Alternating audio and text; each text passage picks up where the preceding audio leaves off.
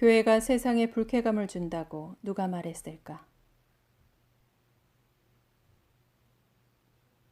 세계 인류 전부가 멸절 상태에 이르는 대심판은 두 번에 걸쳐 일어난다. 노아 대홍수는 과거에 있었고 7년 환란은 미래에 예고되어 있다. 두 개의 심판은 유사하면서도 다른 면이 있다. 유사성은 두 심판 모두 인류가 거의 멸절 상태에 이른다. 차이점은 노아 대홍수의 경우 심판의 대상이 인류와 땅으로 지구적인 심판을 받았는데 7년 환란은 인류와 땅뿐만 아니라 바다, 우주, 악의 세계까지 확장되는 우주적 심판이다.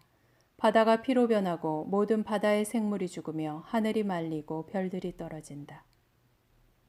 노아 대홍수는 물이라는 단일 재료만 동원되었지만 7년 환란에서는 불과 대지진, 대형 우박, 피, 전염병, 태양 과열, 피부병, 전쟁, 무적행의 악령들이 총 동원된다.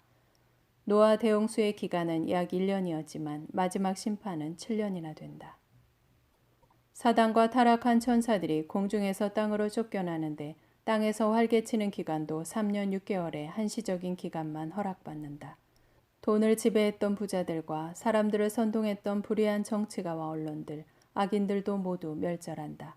사단과 악령들은 모두 무적행에 감금된다.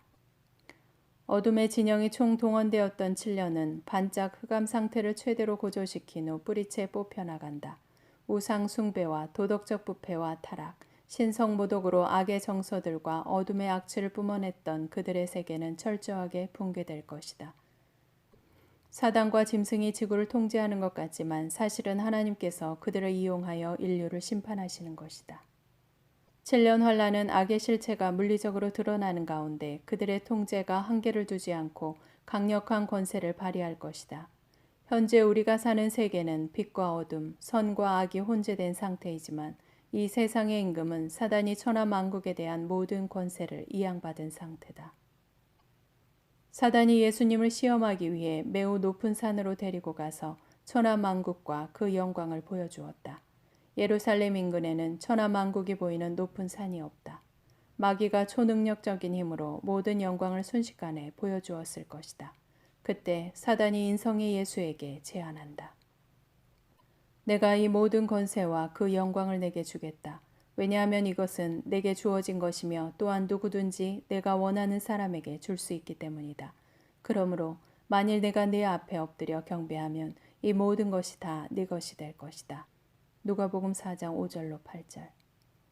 예수께서 그에게 대답하셨다.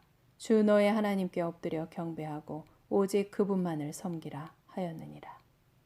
사단은 천하만국의 소유권을 주장했는데 예수께서는 마귀의 주장을 부정하지 않으셨다. 사단은 또한 예수가 하나님의 아들이라는 사실을 부인하지 않았다. 예수께서는 마귀를 이 세상의 임금이라 불렀다. 정치, 경제, 문화, 종교의 악한 배후에는 이 세상의 신, 공중의 권세 잡은 자가 있고 그는 기득권을 행사한다. 사단을 숭배하는 가수들이 그의 영혼을 담보로 성공을 누리기도 한다. 사단이 언제 천하만국의 소유권을 이양받았는지 확실하지 않다. 하늘에서 반역을 일으키고 공중으로 쫓겨날 때는 아닐 것이다. 아마도 아담이 범죄하고 에덴에서 추방당할 때 그 권세를 이양받았을 것이다. 권세는 사단의 공로 때문이 아니라 사람의 범죄 때문에 주어진 것이다. 이로써 사람은 빛과 어둠, 선과 악 사이에서 분투하는 존재가 되었지만 실상 하나님의 은혜나 그리스도의 복음이 아니었다면 구원을 받는다는 것은 매우 힘겨운 일이었을 것이다. 영적인 세계가 우리 눈에 보이지 않지만 성경은 명확하게 만국이 사단의 미혹에 빠졌다고 진단한다. 그러나 신자에게 기쁜 소식이 있다. 최종적으로 사단의 패배가 예정되어 있다는 사실이다. 그는 결국 모든 권세를 박탈당하고 불못에서 세세토록 고통을 당할 것이다. 그의 운명은 결정되어 있다. 하나님께서 말씀하셨고 성경에 기록되었으니 그 운명을 피해갈 수는 없다. 그럼에도 불구하고 사단과 그의 사자들이 쉬지 않고 인류를 타락시키려는 열정을 보면 신기할 정도다. 왜 저들은 이 일에 그토록 열심인가? 그렇게 해서 저들이 얻는 유익은 무엇일까? 필자가 예상하기에 이것은 마약 중독과도 같을 것이라 예상한다. 인류가 타락하는 숫자가 증가할수록 사단은 쾌락을 느낄 것이다. 하나님께서 사람을 창조하신 이유는 하나님을 경배하기 위한 것이다. 그런데 하나님을 경배하기보다 사단을 경배한다면 사단이 하늘에서 반역한 그 목적을 사람을 통해 달성할 수 있게 되는 것이다. 또한 하나님의 마음을 아프게 함으로써 그들을 하늘에서 주방한 하나님께 보복할 수 있다고 생각할 것이다. 지금 딥스테이트 진영은 세계 정부를 추진하고 있다. 그들은 돈을 지배하고 길잡이 언론을 통제하는 데 성공하여 빛을 미워하고 교회 해체에 몰두하며 범죄를 정당화한다. 낙태와 동성결혼, 신성모독, 반기독교 문화 확산 같은 신세계 질서를 만들어가고 있다. 순결한 교회가 세상에 불쾌감을 준다고 누가 믿었을까?